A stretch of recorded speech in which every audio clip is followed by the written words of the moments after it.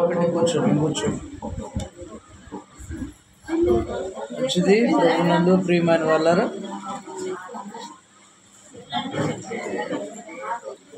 118 కీర్తన మొదటి వచనం 29వ వచనం చదువుకుందాం.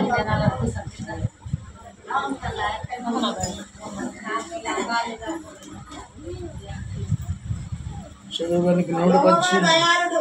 ఆయన కృప నిరంతరము నిలుచును. ఆయనకు కృతజ్ఞతాస్తుతులు చెల్లించుడే.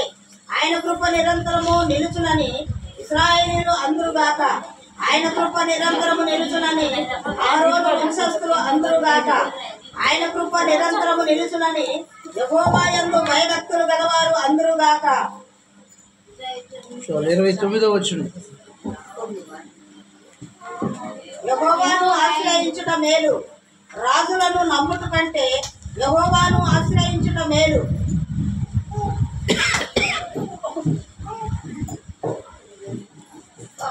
118వ వచనం, 10వ కీర్తన 29వ వచనం. యెహోవా దయాళుడు, ఆయన కృప నిరంతరము, ఆయనకు కృతజ్ఞతాస్తుతులు చెల్లించు.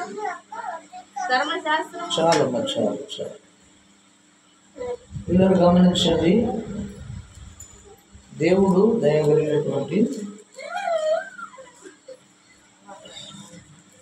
దయాళుడు అని అంటారు. అంటే దయాళుడు అంటే దయ చూపించేటువంటి దేవుడు అన్నారు.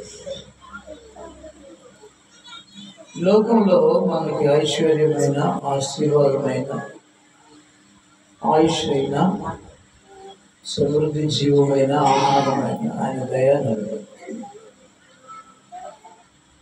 యేసు ప్రభువుని గురించి కూడా మాట్లాడుతూ పరిశుద్ధాత్మ దేవుడు అంటాడు, దేవుని దయ ఆయన మీద నిలుచుచుండేది. దేవునికి స్తోత్రం. కాబట్టి ఏదైనా మనకి ఒక గృహం ఇచ్చినా ఆయన దయ అని అర్థం. అది బాగు చేసుకోవడానికి ఆయన అవకాశం ఇస్తేనే మనం బాగు చేసుకోగలుగుతాం. కాబట్టి ప్రతిదీ కూడా లేఖనాలు ఏముందంటే సంవత్సరమును ఆయన దయ కిరీటంగా అనుభవిస్తుంది. అంటే ఆయుష్ను ఆయన దయతో మనకు అనుభవిస్తున్నాడు. సేవకుల గురించి మాట్లాడుతూ నీకు యాజకత్వాన్ని నేను దయతో నేను మీకు అనుగ్రహిస్తున్నాను. స్తోత్రం. కాబట్టి నీకు ఆయుష్ ఇచ్చిన ఆయన దయాన్ని అర్థం, ఆయన గృహం ఇచ్చిన ఆయన దయాన్ని అర్థం. మాలాంటి సేవకులకు యాజకత్వం సేవ ఇచ్చిన అది ఆయన యొక్క దయాన్ని అర్థం. ఈ రీతిగా కేవలం అందుకే ఆయనకి ఇచ్చినటువంటి పేరు ఏంటంటే ఆరోగ్యమైన, ఆహారమైన, జీవమైన, రక్షణైన, పాపక్షమాపణైన, నిత్యరాజ్యమైన, లేదా నరకం నుంచి విడుదలైన పిల్లలంతా కూడా దేవుని యొక్క దయ అని అర్థం. అందుకే ఆయనంతా దయ చూపించాడు అని అర్థం.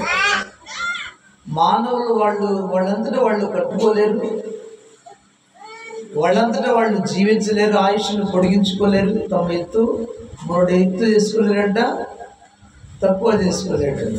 తెలుగును నలుపు చేయలేడంట, నలుపును తెలుగు వెంట్రుకను చేయలేడు. అంటే కేవలం అంతా దేవుని దయ, ఆ సంకల్పం. కాబట్టి ఆహారం సమృద్ధిగా ఇచ్చిన ఆయన దయ, ఆయుష్ సమృద్ధిగా ఇచ్చిన ఆయన దయ, కాబట్టి రక్షణ ఆయన దయ. ఇవన్నీ కూడా మానవునికి ఇచ్చినటువంటి ఆయన దయ, ఏ యోగ్యతతో కాదు. కాబట్టి అందుకే ఆయనకు వచ్చినటువంటి పేరు ఏంటంటే దయాళుడు. స్తోత్రం. అంటే అందరి ఎడల దయ చూపిస్తున్నాడు. పాపి ఎడల చూపిస్తున్నాడు, నీతిమంతుల ఎడల చూపిస్తున్నాడు, జీవకోటి, ప్రాణకోటి, సమస్త పశు పక్షాదులు కదా ఆయన సృష్టించిన సమస్తం మీద ఆయన ఏం చూపిస్తున్నాడంట? దయ చూపిస్తున్నాడు. కాబట్టి ఆయనకు వచ్చిన ఆయన పేరేంటంటే చెప్పండి, యెహోవా దయాళుడు. దేవుని స్తోత్రం. ఆయన దయగలిగిన దేవుడు అని అర్థం పిల్లలు. కాబట్టి పత్రికలో కూడా ఒక మాట ఉంటుంది, ఒకసారి చూద్దాం. ఆయన దయాళుడని రుచి చూచి ఉన్న ఎడ్ల ఎదిగిన ఎడ్ల అంటాడు. ఒకసారి చూద్దామా.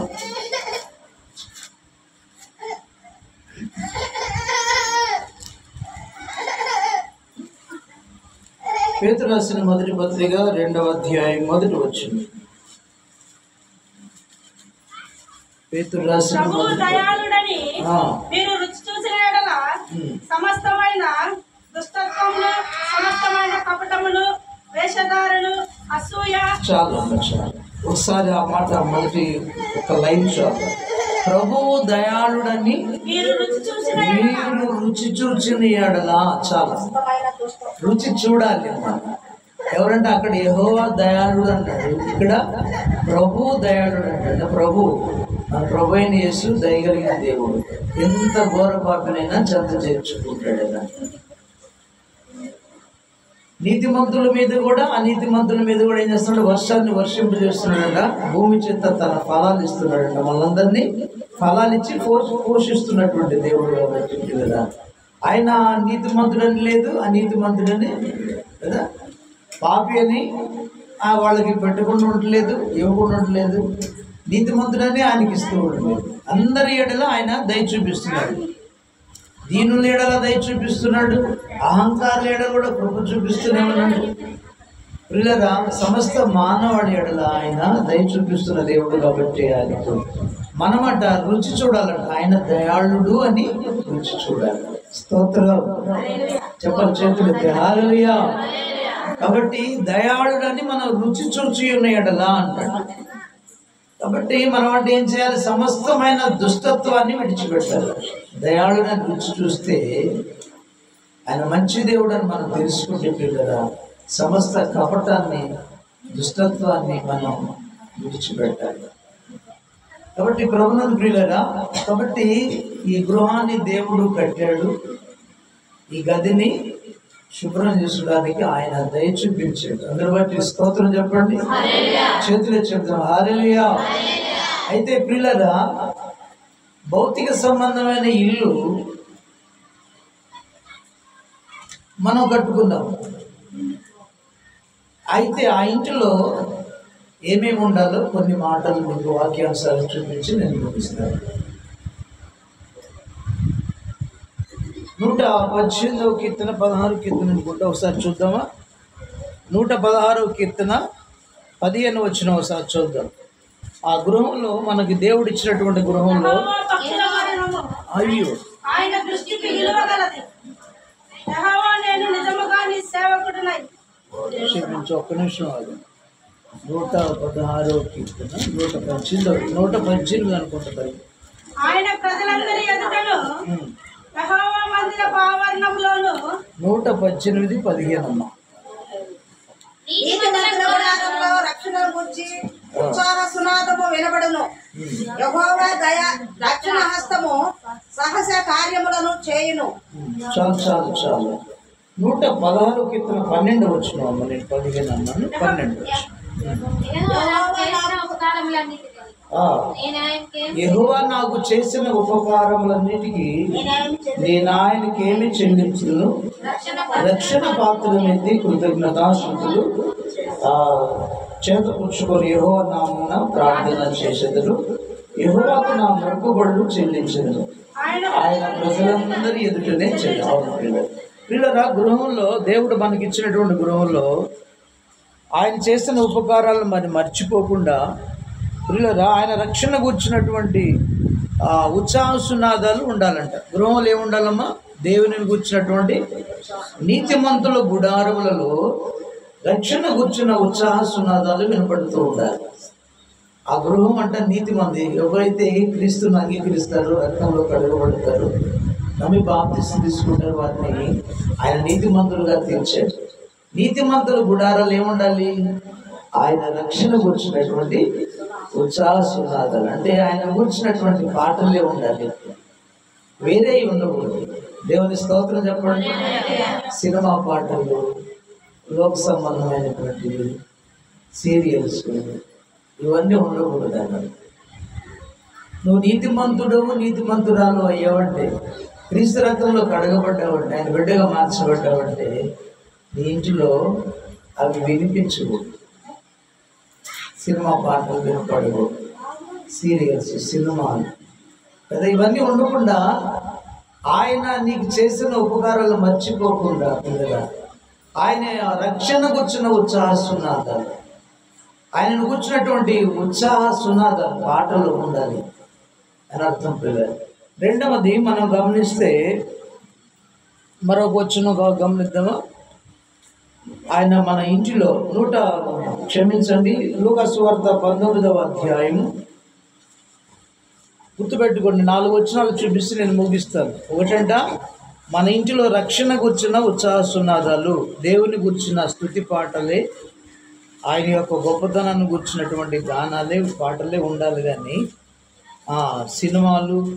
సినిమా పాటలైనా కానీ లోక సంబంధమైన సీరియల్స్ కానీ అవి వినపడకూడదు. నువ్వు ప్రభు చేత రక్షించబడితే నీ ఇంటిలో దేవుని పాటలే ఉండాలి. ఆయన కూర్చున్న కూర్చున్నటువంటి ఆయన గొప్పతనాన్ని కూర్చున్న స్తుతి పాటలే ఉండాలి. ఆయన కాబట్టి రెండవది ఏముండాలో సార్, లూకా సువార్త 19వ అధ్యాయం 5వ వచనం. యేసు ఆ చోటికి వచ్చినప్పుడు కన్నులెత్తి చూచి, జక్కయ్య త్వరగా దిగుము, నేడు నేను నీ ఇంట ఉండవలసి ఉన్నదని అతనితో చెప్పగా. చాలా ఎవరు ఉండాలంట? ఇక్కడ ఒక జక్కయ్య, సుంకపు గుర్తుదారుడు అన్నటువంటి జక్కయ్య అనే ఒక వ్యక్తి ఉన్నాడు. ఇలా ట్యాక్సీ కలెక్టర్ అనమాట, ధనవంతుడు పైకొచ్చి. తర్వాత అతను పొట్టివాడు, ఇలాగా హైట్ పర్సన్ చాలా పొట్టివాడు. ధనవంతుడు, పొట్టివాడు, ఆ ట్యాక్సీ కలెక్టర్ మంచి హుందాతనమైన జాబ్ ఉంది, ఇవన్నీ ఉన్నాయి. ఎందుకంటే ఒకరోజు ఎరుక పట్టణంలోనికి ప్రభువారు వస్తుంటే ఆయనను చూడాలని ఆశ కలిగింది. స్తోత్రం చెప్పండి. ఏం ఆశ కలిగిందంటమ్మా? ఎవరిని? యేసయ్యను చూడాలనే ఆశ. ఈ ఆశ ఆయన ఏం చేసిందంటే, ఆ ఎరుక పట్టణంలోకి ఆయన వస్తున్నప్పుడు వెళితే ఈయన పొట్టివాడైనందువలన యేసయ్యను చూడలేకపోయాడు. విస్తారమైన జనసమూహం ఆయనను వెంబడిస్తూ ఉంది. ఈయన పొట్టివాడు, వాళ్ళందరూ చాలా ఎత్తరు, హైట్ పర్సన్స్, వాళ్ళందరూ చూడలేకపోతున్నాడు. ఇది గమనించినటువంటి జక్కయ్య యేసయ్య ఈ మార్గంలో వస్తున్నాడు, ముందుగా పరిగెట్టి ఆ ఎత్తైనటువంటి ఒక మేడి చెట్టు ఉంటే ఆ మేడి చెట్టు ఎక్కి కూర్చున్నాడంట. స్తోత్రం చెప్పండి. ఏమై కూర్చున్నాడమ్మా? ఈ కథ అంతా మీకు తెలిసింది కదా, తెలుసా? మేడి చెట్టు మీద కూర్చున్నాడు. ఈ జక్కయ్య మనసులో కలిగేటువంటి ఇదంతా, ఈ ప్రక్రియ అంతా యేసయ్య మనసులో ఉన్న యేసయ్య చూస్తూనే ఉన్నాడు. అప్పుడు వీళ్ళందరూ తనతో ఉన్నటువంటి చుట్టుప్రక్కల జనసమూహాన్ని పట్టించుకోకుండా ఆ మేడి చెట్టు దగ్గరకు వచ్చిన వెంటనే ఆ పైన చెట్టు మీద కూర్చున్న జక్కయ్యను చూశాడంట. చూసి ఆ పై చూసి, జక్కయ్య నువ్వు త్వరగా దిగి రమ్మన్నాడంట. స్తోత్రం చెప్పండి. జక్కయ్య పేరు పెట్టి పిలుస్తున్నాడు, జక్కయ్య నువ్వు త్వరగా దిగిరా అని ఆయనను పిలుస్తున్నాడు. ఇంకా ఏమన్నాడంటే, నేడు నేను నీ ఇంటిలో ఉండాలి అన్నాడు. స్తోత్రం. ఎక్కడ ఉండాలంట? అంటే ఎవరు లేరు ఇప్పుడు దాకా ఆ ఇంట్లో? ఎవరు లేరు? ఎవరున్నారు? లూసీ అన్నాడు. స్తోత్రం. ఎవరున్నారంట? లూసీ అంటే సాతానుడు ఉన్నాడు. ధనం ఉంది, భాగ్యం ఉంది, అన్నీ ఉన్నాయి, కానీ యేసయ్య మాత్రం లేదు. కాబట్టి అది ఎరిగినటువంటి ప్రభువారు ఎప్పుడైతే యేసయ్యను చూడాలని జక్కయ్యకి ఆశ కలిగిందో, ఆయన ఇంటికి వెళ్ళాలని యేసయ్య కూడా ఆశ కలిగింది. దేవునికి స్తోత్రం. అలానే మనం కూడా ఆయనను చూడాలని ఆశ కలగాలి, ప్రార్థనకు వెళ్ళాలని ఆశ కలగాలి. 11:30 స్టార్ట్ చేసాం, మీరు 1:30కి వచ్చారు. ఎంత ఆశ ఉందో మీకు. స్తోత్రం. ఎంత ఆశ? ఆశ చాలే, కూర్చుని నడవడం చాలాసేపు కూర్చుంటాను, చాలాసేపు వాకింగ్, చిన్నగా లాస్ట్లో పోయి 2 ముక్కలు ఇన్నేసి వెళ్ళిపోదాం. స్తోత్రం. మరి మీకు ఆశ ఉందా? ప్రార్థన పోవాలని ఆశ ఉండాలి, వాక్యం వినాలని ఆశ ఉండాలి కదా, ప్రభువును చూడాలని ఆశ ఉండాలి, ప్రభు వాక్యం వినాలనే ఆశ. ఇవన్నీ ఉంటే పెద్దలు గడు వస్తారు. అది మీ పనులే తీరట్లేదే. స్తోత్రం. ఏ పనులు? మరి అన్ని పనులు తండ్రి. మీరు కూడా 11 గంటలు లేస్తారు అలాగా, మేము కూడా లేటుగా లేస్తాము. అంటే రాత్రి ప్రార్థనలోనూ ఎక్కడో ప్రేయర్లోనూ ఉంటాం, కానీ కొంచెం లేటుగా లేస్తాం. మీరు కూడా అలానే లేస్తారా? అందుకే మీ పనులు అవ్వట్లేదు. మందిరాన్ని రావడానికి పనులు అవ్వట్లేదు, ప్రార్థన రావడానికి పని ఓకే, ఏదో మీ ఇష్టం వచ్చినప్పుడు వస్తున్నాడు. ఇలా వస్తే మీకు ఆశ లేదని అర్థం. ఏం లేదని అర్థం? యేసయ్యను చూడాలని ఆశ లేదు, ప్రార్థనకి వెళ్ళాలని ఆశ లేదు, వాక్యం వినాలని ఆశ లేదు, స్తుతించాలని ఆశ లేదు, ఏ ఆశ లేదు. అంత ఉందా మనకున్నంత? ఏం ఆశ అంట? మనకున్నంత నిరాశ. స్తోత్రం. ఏంటంట? నిరాశ, నిస్పృహ. ఇవి ఉంటే మరి యేసయ్య కనిపిస్తాడా? కనిపించడు. కాబట్టి జక్కయ్య యేసయ్యను చూడాలని ఎప్పుడైతే ఆశపడ్డాడో పిల్లరా, ఆ ఆశ నెరిగినటువంటి దేవుడు నీ ఆశను కూడా చూసి, నిరాశను కూడా చూసి ఆయన కూడా నీతో ఆయన కూడా నిరాశగా ఉంటాడు, తృప్తిపరచలేడు. కాబట్టి ప్రియులరా, యేసయ్యను ఆ మనసులోని ఆశ కూడా ఎక్కడ పుట్టాలి? మనసులో పుట్టాలి. పిల్లరా అంటున్నాడు, నువ్వు త్వరగా దిగిరా, నేను నీ ఇంట్లో రావాలి, నేను ఉండాలి. అంటే అంతకుముందు ఆ ఇంట్లో యేసయ్య లేడు, స్తుతి లేదు, ప్రార్థన లేదు, వాక్యం లేదు, విశ్వాసం లేదు, భయం లేదు, భక్తి లేదు.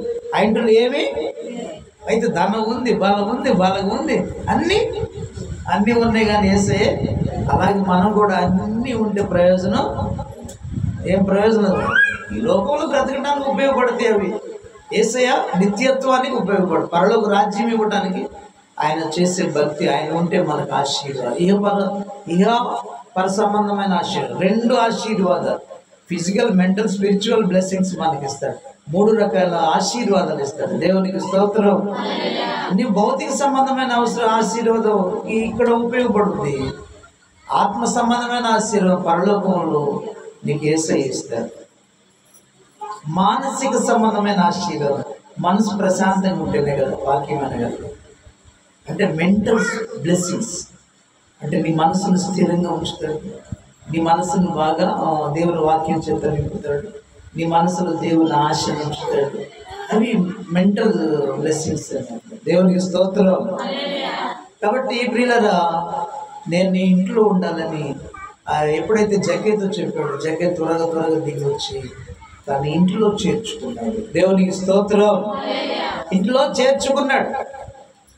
కాబట్టి ఒకటి, ఇంటిలో నూతనమైన భౌతిక సంబంధమైన గృహాన్ని దేవుడు మనకి ఇచ్చిన వెంటనే ఆ ఇంటిలో లోక సంబంధమైన అవన్నీ ఉండకుండా ఆత్మ సంబంధమైన రక్షణ గుర్చిన ఉత్సాహ సునాదాలు ఉండాలి. దేవుని గుర్చిన స్తుతి పాటలు ఉదయాన్నే లేవగానే, కొంతమంది అన్యులు ఉదయాన్నే లేవగానే వాళ్ళకు ఉన్నటువంటి దేవుని పాటలు పెట్టుకుంటుంటారు. మనం అవి కాదు కదా, లేవంగానే శుభ్రత మనసు, సీరియల్స్, సినిమా పాటలు అవి ఉండకుండా రక్షణ గుర్చిన ఉత్సాహ సునాదాలు, దేవుని గుర్చిన పాటలే ఉండాలి. రెండవది, ఆ ఇంటిలో దేవుడు ఉండాలి. ఎవరు ఉండాలమ్మా? యేసయ్య ఉండాలి. జక్కయ్య ఇంట్లో లేడు కాబట్టి ఆ ఇంటికి వెలుగు లేదు. కాబట్టి ఆయన నేను నీ ఇంటికి వస్తాను, త్వరగా దిగిరమ్మన్నాడు. త్వరగా దిగి యేసయ్యని చేర్చుకున్నాడు. మనం కూడా త్వరగా వచ్చి యేసయ్యని చేర్చుకోవాలి. యేసయ్యని చేర్చుకున్నప్పుడు పిల్లరా, మూడోది ఆ ఇంటికి ఏమొస్తుందంట? 19వ అధ్యాయం 10 వచనం, 9-10 వచనాలు. అందుకు యేసు, ఇతడును అబ్రహాము కుమారుడే, నేడు నీ ఇంటికి రక్షణ వచ్చి చూసారా? యేసయ్య వచ్చిన వెంటనే ఆ ఇంటికి ఏమొచ్చిందంట? రక్షణ వచ్చింది. కాబట్టి ఇంటిలో వారందరికీ ఏముండాలంట? రక్షణ ఉండాలి. ఏముండాలమ్మా చెప్పండి? రక్షణ. పౌలుశీలలు పిల్లలు గమనించండి. సముద్ర తీరాన ప్రార్థన చేసుకుంటా ఉంటే లూదియా అనేటువంటి ఒక భక్తి పరురాలు దేవుని మాటలు వింటా ఉందండి. ఆమె దేవుని పౌలు గారు చెప్పే మాటలు ఎందు లక్ష్యం ఉంచినప్పుడు 16వ అధ్యాయం చూడమ్మా. అపోస్తుల కార్యముల గ్రంథం 16వ అధ్యాయం. అపోస్తుల కార్యముల గ్రంథం 16వ అధ్యాయం 14 వచనం నుంచి 4 17.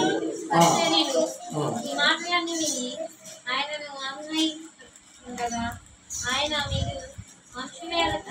విశ్రాంతి దినమున గవిని దాటి నదీ తీరమున ప్రార్థన జరిగి ఉంచుకొని అక్కడ వచ్చి కూర్చుండి కూడి వచ్చిన స్త్రీలతో మాట్లాడుచుంటుంది. అప్పుడు లూదియాను దైవభక్తి గల ఒక స్త్రీ వినుచుండు. ఆమె ఊదా రంగు పొడిని అమ్ముతూతేరు పట్టణస్థురాలు.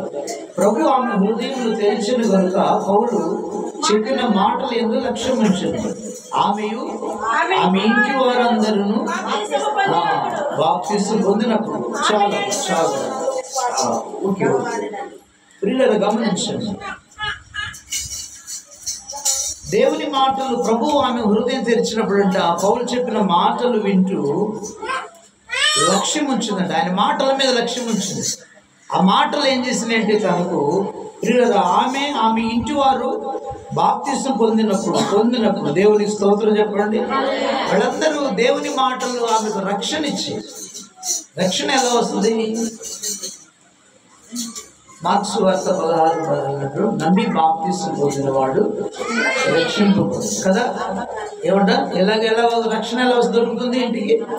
ఇంటిలోని వారందరూ రక్షించబడాలి, ఏ ఒక్కరు కాదు. కాబట్టి రక్షణ కావాలి. లూదియా దేవుని మాటలు విన్నందువలన ఆమెకు విశ్వాసం కలిగింది. ఆ విశ్వాసం ద్వారా తాను ఇంటికి తీసుకెళ్ళి ఇంటిలో వారందరికి బాప్తిసం ఇప్పించింది. బాప్తిసం ద్వారా రక్షణ నమ్మి బాప్తిసం ప్రభువే దేవుడని నమ్మి నువ్వు బాప్తిసం తీసుకుంటే పిల్లరా నరకము తప్పించుకుంటావు. కాబట్టి రక్షణ ఎలా వస్తుందంటే నీవు నమ్మి యేసయ్యను నమ్ముకొని బాప్తిసం తీసుకుని కదా రక్షణ నీకు దొరుకుతుంది నీ ఇంటికి. అక్కడనే చూడండి 16వ అధ్యాయంలోనే 31, 32 వచనాలు చూద్దాం. 33 కూడా. అందుకతడు కుమారుడా నీవెల్లప్పుడూ నాతో కూడా ఉన్నావు, నావన్నీ నీవి. అపోస్తలుల కార్యముల గ్రంథం 16వ అధ్యాయం. యేసునందు విశ్వాసముంచును నీవును నీ ఇంటి వారందరూ రక్షణ పొందుదురని చెప్పి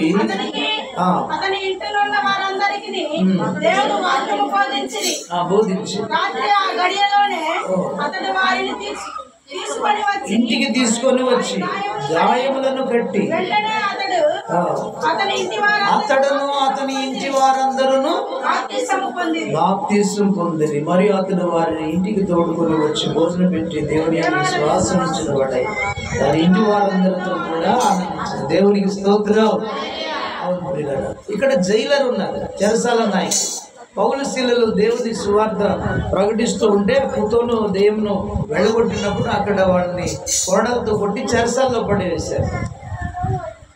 చెరసాల్లో పడేసి రాత్రంతా వాళ్ళు పాటలు పాడుతూ ప్రార్థన చేస్తూ ఉన్నారు.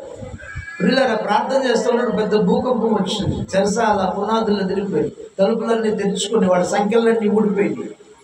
ఈ లోపల చెరసాల నాయకుడు, బయట ఉన్నటువంటి చెరసాల నాయకుడు అనుకుంటున్నాడు ఇక అంతా కూడా వీళ్ళు తలుపులు కూడా తెరుచుకున్నాయి, వీళ్ళందరూ పారిపోయి ఉంటారనుకొని తన కత్తి తీసుకొని తానే చనిపోయే ప్రయత్నం చేశాడు, ఆత్మహత్య చేసుకునే ప్రయత్నం చేశాడు.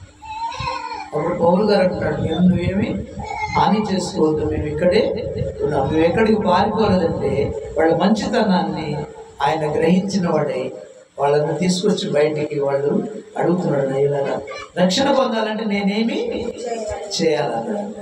అప్పుడు అన్నాడు, నీవును నీ ఇంటి వారు రక్షణ పొందాలంటే ప్రభు అయిన యేసునందు విశ్వాసం, ప్రభు అయిన యేసుని నమ్ముకో, ఆయన ఎందుకు విశ్వాసం, ఆయన తప్ప మరొక దేవుడు లేడు, ఆయన సర్వమానవాళి కోసం ప్రాణం ఇచ్చి రక్షణ ఇచ్చిన మంచి దేవుడు అని చెప్పేసి సువార్త ప్రకటిస్తే ఆ జైలరు తన అన్న ఇంటికి తీసుకెళ్ళి తాను తన ఇంటి వారందరూ బాప్తిసం తీసుకున్నారు. దేవునికి స్తోత్రం. అలాగా ఇంటి వారందరూ రక్షించబడ్డారు. ఇంకా చాలా ఉదాహరణలు ఉన్నాయి. ఇంటి వారందరూ రక్షించబడ్డారు, ఏ ఒక్కరు కాదు. ఎప్పుడు రక్షించబడతారంటే ఆ ఇంటిలో రక్షణకు వచ్చిన ఉత్సాహస్తునాలు ఉన్నప్పుడు, ఆ ఇంటిలో యేసయ్య ఉన్నప్పుడు, ఆ ఇంటిలో కదా ఆయన వచ్చినప్పుడు ఆ ఇంటికి రక్షణ దొరుకుతుంది. తప్పకుండా దేవుని మాటలు విన్నప్పుడు ప్రియులరా ఆ ఇంటి వారందరూ రక్షించబడతారు. దేవుని వాక్యం వినకపోతే రక్షణ వాళ్ళు మారుమనసు పొందలేరు, విశ్వాసం ఉంచలేరు, రక్షణ పొందలేరు. కాబట్టి ప్రియులరా రెండవది ఒకటేంటంట, ఆయన కూర్చున్న ఉత్సాహ సునాదాలు ఇంటిలో ఉండాలి, పాటలు ఉండాలి, స్థితి ఉండాలి. రెండవది ఏముండాలంట, యేసయ్య ఆ ఇంటిలోనికి ఉండాలి. యేసయ్యను ఆశపడాలి. నువ్వు ప్రభా నా ఇంటిలోకి రమ్మని నువ్వు ఆశపడినప్పుడు యేసయ్య ఆ ఇంటిలోకి వస్తాడు. ఆ ఇంటిలోకి ఆయన వచ్చినందువల్ల నీ ఇంటికి రక్షణ దొరుకుతుంది. దేవునికి స్తోత్రం. రక్షణ అంటే పాపాల నుంచి విడుదల. రక్షణ అంటే నీ ఆత్మదీపాన్ని వెలిగించుకోవడం. రక్షణ అంటే పరలోక రాజ్యానికి వారసురాలుగా మార్చడం. జీవ గ్రంథంలో నీ పేరు రాయటం అన్నాడు. ప్రార్థిస్తుంది. ఒకటి పాపాల నుంచి విడుదల, శాపాల నుంచి విడుదల, నరకం నుంచి విడుదల, మరణం నుంచి విడుదల, ఆరణ అగ్నిగుండం నుంచి విడుదల. ఇవన్నీ ఎవరు తప్పించలేరు. అవి తప్పించగలిగిన వారు ప్రభు అయిన యేసు మాత్రమే. ఆయన నమ్ముకుంటే వాటన్నిటి నుంచి తప్పిస్తాడు. భూలోక శ్రమలన్నిటి నుంచి తప్పిస్తాడు. ఆకలి బాధల నుంచి తప్పిస్తాడు. కరువు కట్ట నుంచి తప్పిస్తాడు. మరణ వేదన నుంచి తప్పిస్తాడు. తప్పించగలిగిన సమృద్ధుడు ప్రభు అయిన యేసుక్రీస్తు వాడు మాత్రమే. ఆయన నమ్ముకుంటే నీ ఇంటికి రక్షణ. దేవుని స్తోత్రం. ఆయన నీ ఇంటిలోనికి వస్తే రక్షణ దొరుకుతుంది. మూడోది, ఆ ఇంటిలో ఏముండాలో ఒకసారి చూద్దామా? ఒకసారి చూడండి. మూడవది యోహాను సువార్త 12వ అధ్యాయం 3వ వచనం చూద్దాం. నేను 4 మాటలు చెప్తాను, నేను ఎక్కువ చెప్పను. 4 మాటలు చూపించి ముగిస్తాను. ఒకటి, దేవుడు నీకు ఇచ్చిన గృహంలో ఎప్పుడు స్తుతి పాటలు ఉండాలి. రక్షణకు వచ్చిన ఉత్సాహ సునాదాలు ఉండాలి. యేసయ్య పాటలే ఉండాలి, కానీ లూసయ్య పాటలు ఉండకూడదు. ఉంటే లూసయ్య వచ్చేస్తాడు. స్తోత్రం. లూసయ్య వచ్చేస్తే మనం కూడా లూసయ్యలాగా మారిపోతాం. మొక్క మారిపోద్ది, నీ మనసు మారిపోద్ది, నీ ఆలోచన మారి. కాబట్టి యేసయ్య పాటలే ఉండాలి. యేసయ్యకు వచ్చిన ఉత్సాహ సునాదాలే ఉండాలి. రెండవది, యేసయ్య ఉండాలి నీ ఇంట్లో. యేసయ్యను నా ఇంట్లోకి రమ్మని ఆశపడితే ఆయన వస్తాడు. మూడోది ఏముండాలో చూద్దాం. చదవండి. అక్కడ చదివేశారా? 12వ అధ్యాయం 3వ వచనం. మార్తా ఉపచారము చేసెను, లాజరు ఆయనతో కూడా భోజనమునకు కూర్చుండు వారిలో ఒకడు. అప్పుడు మరియా మిక్కిలి విలువ గల జటామాంసము అత్తరు ఒక సేనారు ఎత్తి తీసుకొని యేసు పాదములకు పూసి తన వెంట్రుకలతో ఆయన పాదములను తుడిచెను. ఇల్లు ఆ అత్తర వాసనతో నిండెను. చాలమ్మా. ఇల్లు దేనితో నిండిందంట? ఏం వాసన? ఎంత అత్తరు? జటామాంసి అత్తరంట. చాలా కాస్ట్లీ. ఎవరు తీసుకొచ్చారమ్మా? మరియా. ఎవరు? మరియా. ఎందుకు మరియ తీసుకొచ్చింది? అప్పుడు మరియా మిక్కిలి విలువగల అచ్చ జటామాంస అత్తరు ఒక సేరున్నర ఎత్తు తీసుకొని యేసయ్య పాదములకు పూసి తన వెంట్రుకలతో ఆయన పాదములను తుడిచెను. ఇల్లు అత్తరు వాసనతో నిండింది. స్తోత్రం. ఎందుకు మరియా అంత కాస్ట్లీ అత్తరు తీసుకొచ్చి యేసయ్య పాదాలకు పూస్తుంది అంటే, మరియా పిల్లగా లోకంలో ఉన్నప్పుడు దాదాపుగా 7 దెయ్యాలు ఉన్నాయంట ఆమెలో. దేవునికి స్తోత్రం. యేసయ్య ఎప్పుడైతే ఆ ఇంటికి వచ్చాడో ఆమె జీవితం మారిపోయింది, మనసు మారిపోయింది, ఆమె ఆలోచనలు అవన్నీ బయటికి పోయిన తర్వాత తను యేసయ్య మీద ఆశ ఎక్కువగా కలుగుతూ ఉన్నాను. ఎందుకంటే ఆయన మార్చాడు, తన జీవితాన్ని మార్చాడు, మనసును మార్చాడు, ఆలోచన మార్చాడు, తలంపులు మార్చాడు. అవన్నీ బయటికి వెళ్ళిపోయినాయి. ఈవిల్ స్పిరిట్స్, దెయ్యాలన్నీ బయటికి వెళ్ళిపోయినాయి అనమాట. ఇప్పుడు ఎవరు వచ్చారు? ఆ ఇంట్లోకి యేసయ్య వచ్చాడు. గృహంలోకి ఆత్మ సంబంధమైన తన హృదయంలోకి వచ్చాడు. మరి ఆ మాతల ఇంట్లోకి ఆయన వచ్చాడు. కాబట్టి ఎంతో ప్రేమతో ఆయనను అత్తరుతో అంటాలనే ఉద్దేశం మీద ఆ జటామాంస అత్తరు తీసుకొచ్చి ఆయన పాదాల మీద తల మీద కూడా పోసిందని అర్థం. దేవునికి స్తోత్రం చెప్పండి. ఇంకో చోట తల మీద కూడా పోసినట్లుగా ఉంటుంది వీళ్ళగా. అయితే ఇల్లంతా అత్తరుతో నిండి. అత్తరు మీన్స్ విలువైన వాసన, ఎంత సెంటు, విలువైన వాసన అని అర్థం కూడా. దాని మీనింగ్ ఏంటంటే ఆ ఇంటిలో ఎప్పుడు ఆ మంచి సువాసనలు వస్తూ ఉండాలి. దేవునికి స్తోత్రం. అంటే ప్రార్థన అనేది ఆయన కంట ధూపం. స్తోత్రం చెప్పండి, చెప్పండి, చేతులైతే హల్లెలూయా. ధూపం అన్నమాట. ఆయన దగ్గరికి వెళ్ళిపోతూ ఉంటుంది. ధూపార్తిలోంచి ధూపం వేస్తూ ఉంటే పాత నిబంధనలో ఆ ధూపం అంతా పొగలాగా ఆయన దగ్గరికి వెళ్ళిపోతుంటే ఆ వాసన అంటే ఆయన ఆగ్రహాన్ని ఇస్తాడండి. స్తోత్రం. ఆయనకి ఇష్టమైనటువంటి ప్రత్యేకమైన పెర్ఫ్యూమ్ వాటితో తయారు చేయించాడు. ఆది కాలంలో కూడా పాత నిబంధనలో దాని మీద ధూపం వేసేవాడు. ఆయన బలిపీఠం ఉంటుంది, ఆ తర్వాత అతి పరిశుద్ధ స్థలంలో దేవుని మందస్సు ఉంటుంది. ఆ మందస్సు మీద కెరూబులు ఉంటాయి. ప్రియులారా, ఆ మందస్సు మీద ఆయన సింహాసనాసీనుడై కూర్చునేవాడు. కరుణాపీఠం ఉంటుంది, కరుణాపీఠం మీద ఆయన కూర్చునేవాడు. అప్పుడు ఆ యాజకుడు ఏం చేసేవాడంట, పరిశుద్ధ స్థలంలో ఆయనకి ధూపం వేసేవాడు. ప్రత్యేకమైనటువంటి ధూపార్తి ఆయనకు సపరేట్ ఉంటుంది. ప్రత్యేకమైన దీప నైవేద్యాలన్నీ కూడా అక్కడ జరుగుతూ ఉంటాయి. మంచి స్మెల్ వచ్చేటువంటి రకరకాల ఎసెన్స్ అన్నీ కలిపితే మంచి పెర్ఫ్యూమ్ తయారయ్యేది. అది ఆ బలిపీఠం మీద ఆ ధూపార్తి మీద వేస్తూ ఉంటే, ధూపం పైకి లేస్తూ ఉంటే ఆయనకి ఆ ధూపం గదంతా నిండిపోయేదంట. అంటే ఆ స్మెల్ని అంతగా ఆగ్రహించేవాడు. దేవునికి స్తోత్రం చెప్పండి. అలానే ప్రియులారా, ఇప్పుడు ధూపార్తి ఏంటంటే నీ ప్రార్థనే. దేవునికి స్తోత్రం. నీ ప్రార్థన ఇంట్లో ధూపంలాగా దేవుని దగ్గరికి ఇప్పుడు ఉదయం, మధ్యాహ్నం, సాయంత్రం నీకు సమయం ఉన్నంతసేపు నీకు పని అవ్వగానే ఉదయాన్నే లేవాలి. ఉదయాన్నే లేచి అవసరమైతే స్నానం చేస్తారు, మోకాళ్ళ మీద ప్రార్థన చేయాలి. మధ్యాహ్నం పనంతా చూసుకొని మోకాళ్ళ మీద ఉండి దేవునికి ధూపం వేయాలి. సాయంత్రం కదా పని అయిపోయిన తర్వాత కానీ పని కంటే ముందు కుటుంబం అంతా కూర్చొని కుటుంబం అంతా కూడా కుటుంబ ప్రార్థన చేసుకోవాలి. దేవునికి స్తోత్రం. నీ ఇంటిలో 4వది ఎప్పుడు నిత్య ప్రార్థన ఉండాలి. ఏముండాలమ్మా? ఏముండాలి? ఆల్వేస్. దానియేలు అయితే ఉదయం, మధ్యాహ్నం, సాయంత్రం చేసేవాడంట. మోకాళ్ళ మీద తలుపులు తీసి గిటికి యెరూషలేము వైపు తలుపులు తీసి మోకాళ్ళను నిలబడి చేతులు ఎత్తి దేవునికి ముమ్మారు ప్రార్థించేవాడు. దావీదు 7 మార్లు స్తుతించేవాడు, ముమ్మారు ప్రార్థించేవాడు. దేవుని స్తోత్రం చెప్పండి. చెప్పండి హల్లెలూయా. కాబట్టి ఇంటిలో ఏముండాలంటే ప్రార్థన ధూపం ఉండాలి. ప్రార్థన ఉంటే అత్తరు వాసన, ఈ వాసనకి దెయ్యాలు ఇంట్లోకి రావు. యేసయ్య మాత్రమే ఉంటాడు. స్తోత్రం. ఓకేనా? ఏముండాలి? 4వది చెప్పాలి. ఏముండాలి? ఏముండాలి? మొదట ఏముండాలి? ఫస్ట్ ఏం చెప్పాను? మొదటిగా గృహములో ఏముండాలి? అబ్బా డాక్టర్ గారు ఏంటి డాక్టర్ గారు, నేను స్టూడెంట్లో అనుకున్నాను, మమ్మల్ని అడుగుతున్నాను. మొదట ఏం చెప్పాను? గృహంలో ఏముండాలి? రక్షణ కూర్చున్న ఉచ్ఛ్వాసనాలు. ఇప్పుడు చెప్పండి, ఏముండాలి? చెప్పండి నాకు. రక్షణ కూర్చున్న ఉత్సాహసునాదాలంటే స్తుతి పాటలు. ఇప్పుడు గుర్తుందా?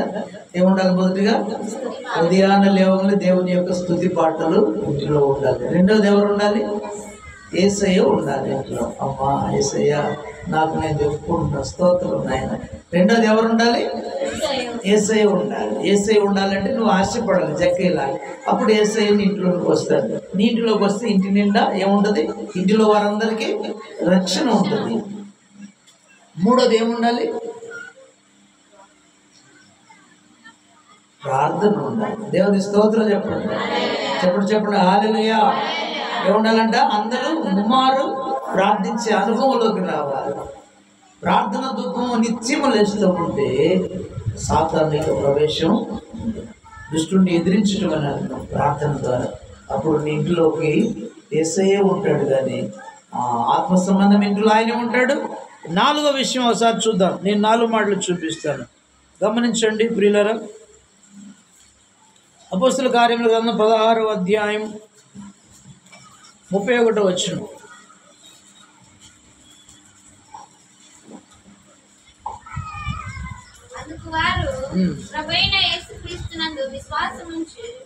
అప్పుడు నీవును నీ ఇంటి వారును రక్షణ పొందురని చెప్పి అతనికి అతని ఇంటి నుండి వారందరికి దేవుని వాక్యం బోధించిరి. చాలా ఏముండాలి ఇక్కడ? అతనికి అతని ఇంటి వారందరికి ఏం బోధించారంట? ఇంకా కిందకి వెళ్ళి రక్షణ ఇందాక చెప్పానుగా. ఇంటి వారందరికి దేవుని వాక్యము బోధించిరి. రాత్రి ఆ గడియలోనే అతడు వారిని తీసుకొని వచ్చి వారి గాయములు కడిగను. వెంటనే అతని ఇంటి వారందరూ బాప్తిస్మం దేవుని వాక్యము బోధించిరి. ఇంటిలో దైవజనులను పిలిపించుకొని వాక్యాన్ని అందించుకోవాలి. లేదా ఉదయాన్నే వాక్యాన్ని టీవీలో కానీ కదా నీకు ఉన్న లేకపోతే ఏముంటాయి ఇక టేప్ రికార్డ్స్ కానీ లేకపోతే ఏమున్నా వాటిలలో దేవుని వాక్యము నువ్వు వినాలి. ఇంటిలో ఉండాల్సింది దేవుని వాక్యం. ఎప్పుడు వాక్యం వినబడుతూ ఉండాలి. ఒకటి స్తుతి వినబడుతూ ఉండాలి, రెండోది ఆ ఇంట్లో యేసయ్య ఉండాలి, మూడోది ప్రార్థన ఉండాలి, నాలుగవది దేవుని వాక్యము ఆ ఇంటిలో ఉండాలి. అప్పుడు ఆ ఇంటికి నిత్య విశ్రాంతి, నెమ్మది, క్షేమం, సమృద్ధి ఆయన దయ చూపిస్తాడు. స్తోత్రం చెప్పండి. ఆయన దయ చూపించి సమృద్ధి జీవాన్ని ఉంచుతాడు, సమృద్ధి ఆహారాన్ని ఉంచుతాడు, పిల్లలందరినీ వృద్ధులను తీసుకొస్తాడు. ఇంటిలో ఆశీర్వాదాలు ఉంటాయి, నిత్య నెమ్మది ఆ ఇంటిలో ఉంటుంది పిల్లలు. కాబట్టి ఇలాగా మొదటిగా నీ దేవుడు ఇచ్చిన గృహంలో మర్చిపోకుండా, ఆయన చేసిన ఉపకారంలో దేన్ని మర్చిపోకూడదని దేవుని వాక్య భాగం. మర్చిపోకుండా నీవు ఉదయకాలంలో దేవుని స్తుతి పాటలు ఇంటిలో వినిపిస్తూ ఉండాలి. రెండోది ఆశపడి ప్రభువా నా ఇంటిలో నువ్వు ఉండయని ప్రభువుని వేడుకుంటా ఆయన ఇంటిలోకి వస్తాడు. మూడోది ఇంటిలో నిత్యము అదే ఉండాలంట అత్తరు వాసన. స్తోత్రం. అత్తరు వాసన అంటే స్తుతి మీద స్తుతికి ఉంటుంది, ప్రార్థన రూపానికి ఉదాహరణ అర్థం. నిత్యము ప్రార్థన ఉండాలి. ఉదయం, మధ్యాహ్నం, సాయంత్రం, రాత్రి వేళ కూడా ప్రార్థన దూపం దేవుని దగ్గరికి వెళుతుంటే నీ ఇంటిలో ఆ శక్తిమైన ఏది ఉండకుండా దేవుడు ఆశీర్వదిస్తాడు. స్తోత్రం చెప్పండి. నాలుగవది దేవుని వాక్యాన్ని అవసరమైతే సంవత్సరం ఒకసారి కూడికి పెట్టుకొని వాక్యం అందించాలి నీ ఇంటిలో వారి. నీ ఇంటి వారు దేని చేత రక్షించబడతారో ఆ మాటలు వారు వినాలి. కొర్నేలి దేవుని యందు భయభక్తులు కలిగిన వాడు. దేవుని ఎడ అక్కడ చూడండమ్మా, అపోస్తుల కార్యముల గ్రంథం 10వ అధ్యాయం ఇటలీ పటాను అనబడిన పటాలములో శతాధిపతి 2వ వచనం వస్తుంది. అతడు తన ఇంటి వారందరికీ కూడా దేవుని యందు భయభక్తులు కలిగిన వాడు. కొర్నేలి అనేటువంటి శతాధిపతి ఒక ఇటలీ పటాలంలో, ఆ రోమ సామ్రాజ్యంలో పటాలంలో ఒక శతాధిపతి, 100 మంది సైనికులకు అధికారి అయిన ఒక అతను ఉన్నాడు. అతని పేరు కొర్నేలి. ఇతను తన ఇంటి వారందరితో కూడా భయభక్తులు కలిగి ఉన్నాడు అంట. రెండవది ప్రజలకు బహు ధర్మం చేయవాడు. ఏం చేసేవాడంట? బీదలు కనబడితే వాళ్ళకి ధర్మం చేసేవాడంట. మూడోది దేవునికి ఎల్లప్పుడూ ప్రార్థన చేయవాడు. దేవునికి స్తోత్రం చెప్పండి. ఇన్ని మంచి గుణ లక్షణాలు ఉన్నాయి ఇతనికి, కానీ ఆ ఇంటికి రక్షణ లేదు. స్తోత్రం చెప్పండి. ఆ ఇంటికి రక్షణ లేదు. అయితే ఇతను 3 గంటలు వెళ్ళినప్పుడు ప్రార్థన చేస్తూ ఉన్నాడంట. పగలు 3 గంటలకు ప్రార్థన చేస్తూ ఉన్నప్పుడంట దేవుడు తన దూతను పంపించాడు. దూతను పంపించి ఆ దూత చెప్తుంది, కొర్నేలి నీవు యోపేన పట్టణంలో పేతురు ఉన్నాడు, అతన్ని పిలిపించుకొని నీవు అతని మాటలు విను. దేవునికి స్తోత్రం చెప్పండి. హల్లెలూయా. నీవు అతని మాటలు వింటే నీ ఇంటికి రక్షణ దొరుకుద్దని. ప్రియులరా, దేవదూత చెప్పిన మాటలు విని కొర్నేలి అంట బంధువులందరినీ పిలిచేలాగా అందరూ కూడుకొని ఉన్నప్పుడు పేతురు దగ్గరికి పంపించి పేతురుని పిలిపించాడు.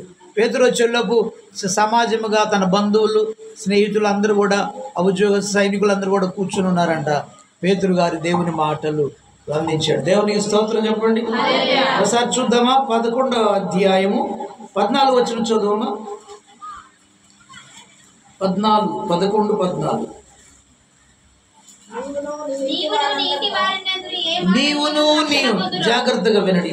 నీవును నీ ఇంటి వారందరూ ఏ మాటల వలన రక్షణ పొందుదురు ఆ మాటలు అతడు నీతో చెప్పునని తన ఇంట నిలిచిన తనతో చెప్పిన ఒక దూతను చూచిన సంగతి నాకు తెలిపాను. దేవునికి స్తోత్రం. దేవుని మాటలు అంటే దేవుని వాక్యం. సేవకులను పిలిపించుకొని అంట దేవదూతే చెప్తా ఉంది కొర్నేలికి, కొర్నేలి నువ్వు చాలా భయభక్తులు కలిగి ఉన్నావు, దాన ధర్మకార్యాలు చేస్తున్నావు, ప్రార్థన చేస్తున్నావు, నువ్వు మంచి లక్షణాలు కలిగి ఉన్నావు, దేవుని నమ్ముకుని ఉన్నావు, ఇన్ని చేస్తున్నావు, కానీ నీకు ఇంటికి రక్షణ లేదయ్యా, నీకు లేదు, నీ ఇంటికి లేదు. కాబట్టి పేతురుని పిలిపించుకో. అతడు యొప్పేలో దిగి ఉన్నాడు, అతను పిలిపించుకుంటే అతడు నీకు మాటలు తెలియజేస్తాడు. ఏ మాటలంట? ఏ మాటల వలన నీవును నీ ఇంటి వారు రక్షణ పొందుతారో ఆ మాటలు అతను నీకు అందిస్తాడు. ఆ మాటలే దేవుని వాక్యం. దేవునికి స్తోత్రం. నీ ఇంటిలో ఎప్పుడు నిత్యము వాక్యం ఉండాలి. వాక్యం వినాలి, నీవు వాక్యాన్ని ధ్యానించాలి. దివారాత్రము ధ్యానించువాడు ధన్యుడు అంటున్నాడు వాక్యాన్ని. అతడు నీటి కాలువలో ఎవరైనా నాటబడిన మొక్కలాగా ఉంటాడంట. వాక్యాన్ని వినాలి, వాక్యాన్ని చదవాలి, వాక్యాన్ని ధ్యానించాలి, వాక్యాన్ని దాచుకోవాలి నీ మనసులో. వాక్యానికి ఎక్కువ ప్రిఫరెన్స్ ఇవ్వాలి. పాటల కంటే ఇప్పుడు మనం పాడిందే మంచిగా పాడుతున్నారు. మనం 1:30 వచ్చారు అసలు సింగర్స్ వచ్చారు.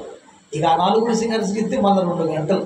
వాక్యానికి టైం ఎక్కడ? పాస్టర్ గారు వాక్యం ఇంత చెప్తారా అంటారు వాళ్ళు నన్ను. స్తోత్రం. ఎక్కువ వాక్యానికి ప్రాధాన్యత ఇవ్వాలి, వాక్యాన్ని వినాలి. ఆ మాటలు నీ గుండెలను మార్చివేరు, నీ మనసును మార్చివేరు. పాటలు ప్రభుని ఆహ్వానించడానికి. స్తుతి పాటలు ఏంటంటే ఆయనకున్న పేరే స్తుతి సింహాసన. ఏసేవరమ్మ స్తుతి సింహాసన శీలుడు అంటే స్తుతుల పైన ఆశలు. ఆయన రావటానికి నువ్వు మంచి పాటలు ఆత్మ సంబంధంగా నువ్వు ఎదిగి నీ హృదయం, నీ నోరు, నీ మనసు అన్నీ మారి పాడితే ఆయన వచ్చి ఆ సింహాసనం ఆ కుర్చీ మీద కూర్చు. ఏమీ మారవాయా నువ్వు పాటలు ఎగిరి పాడతావే. ప్రార్థన లేదు, వాక్యం లేదు, విశ్వాసం లేదు, భయం లేదు, భక్తి లేదు, క్రమం లేదు. ఎగిరి పాడితే వేసే ఎగిరి కూర్చుంటాడా? కూర్చుంటే నాకేమో, కూర్చోపోతే నాకేమో అన్నట్టు నువ్వు పాడు.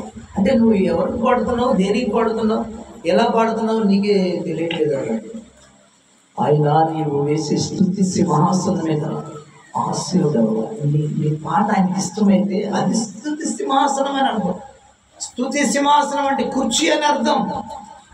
మారకుండా పాడితే ఆయన కుర్చీలో కూర్చుంటాడా? నాకు అవసరం లేదన్నా.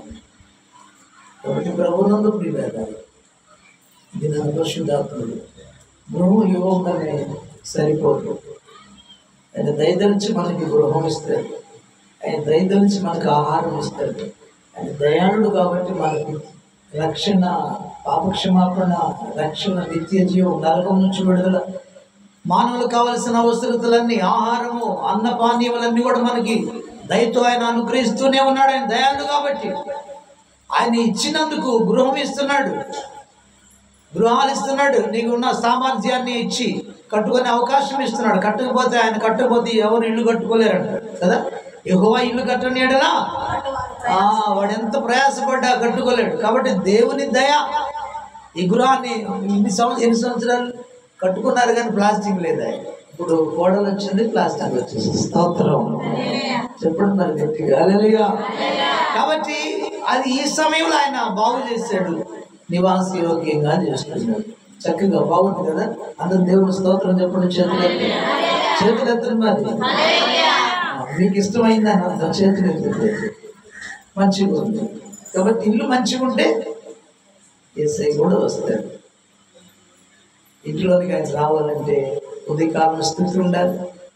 నువ్వు ఆయన ఏడాది ఆశ కలిగి ఉంటే ఆయన ఇంట్లోకి వస్తాడు. ఆయన వస్తే నీకు, నీ ఇంటి వారందరికీ రక్షణ వస్తుంది. ఆయన రావాలి అంటే ఇంట్లో ప్రార్థన ఉండాలి. ఆయన ఇంకా నీ ఎడల ఇష్టపడాలంటే వాక్య ధ్యానం ఇంటిలో నువ్వు చదువుకోవాలి, ఇంటిలో వాక్యం వినిపించాలి. ఆ మాటల ద్వారా నీ ఇల్లు రక్షించబడుతుంది, నీ పిల్లలు రక్షించబడతారు, నీ కుటుంబం రక్షించబడుతుంది. మన కోసం ప్రాణం ఇచ్చిన వాడు ప్రభువైన యేసు. ఆ మాటలు పేతురు గారు తెలియజేసిన మాటలు ఏంటండి? జీవాధిపతిని మీరు చంపారు కానీ ఆయన 3వ దినం తిరిగి లేపాడు. తండ్రి అయిన దేవుడు ఆయన తిరిగి లేపాడు. ఆయన ఒక్కడి ద్వారానే పాప క్షమాపణ. అది పేతురు గారు అందించిన వాక్యం. యేసయ్య తప్ప పాపాలు క్షమించే అధికారం కలిగిన వారెవరు? ఆయన ద్వారానే లోకానికి పాప విమోచన, పాప క్షమాపణ, నరకం నుంచి విడుదల. ఆయన నిజమైన దేవుడు, ఆయన ప్రాణం ఇచ్చాడు, మనందరికీ విమోచించాడు అని దేవుని సువార్త, నిత్య జీవాన్ని మనకు అనుగ్రహించిన వాడు మన ప్రభు అయిన యేసు అని సువార్త కొర్నేలి ఇంటి వారందరికి అందించినప్పుడు వాళ్ళందరూ ఆయన ద్వారానే రక్షణ, ఆయన నమ్మి బాప్తిసం తీసుకుంటేనే మీకు రక్షణ అంటే ఆ కుటుంబం అంతా నమ్మి బాప్తిసం తీసుకుంటున్నారు. అప్పుడు ఆ కుటుంబం అంతా కూడా రక్షణ ఓడలో దాచబడింది, నిత్య రాజ్యానికి వారసులయ్యారు. కాబట్టి ఎన్ని ఉన్నా ప్రయోజనం లేదు. భక్తి ఉంది, దాన ధర్మ కార్యాలు ఉన్నాయి కదా, ప్రార్థన ఉంది, రక్షణ లేదు, బాప్తిసం లేదు, విలువ లేదు. నువ్వు ఇచ్చేసే భక్తికి విలువ అర్థమైందమ్మా? నువ్వు చేసే రక్షణ లేకుండా బాప్తిసం తీసుకోకుండా నువ్వు ఎన్ని మంచి కార్యాలు చేసినా వాటికి విలువ లేదు. అన్నిటికంటే ముఖ్యంగా ప్రభు నామంలో నీవు బాప్తిసం తీసుకోవాలి, ప్రభు యేసుక్రీస్తున్నావు. అప్పుడు నీకు రక్షణ, నీటిలో నెమ్మది, సమృద్ధి, క్షేమ, ఆశీర్వాదాలు ఉంటాయి. దేవుడి మాటలు మన ఇంట్లో దీవించును గాక. చెప్పండి ఆమేన్.